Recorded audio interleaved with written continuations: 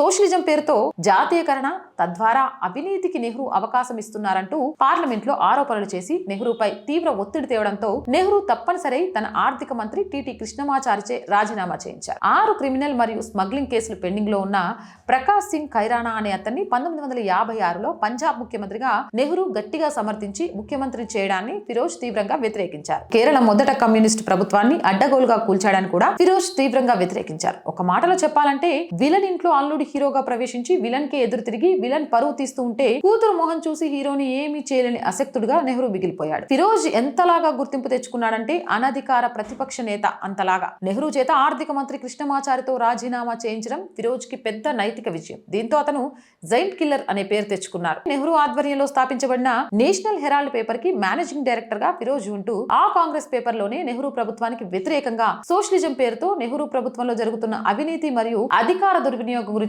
వ్యాసాలు రాసి నెహ్రూకి తరచుగా చికాకు తెప్పించేవారు. ఫిరోజ్ నెహ్రూతో రాజకీయ విభేదాలు ఎక్కువ కాగా ఇందిరతో మనస్పర్ధల వల్ల కుటుంబ విభేదాలు ఎక్కువయ్యాయి.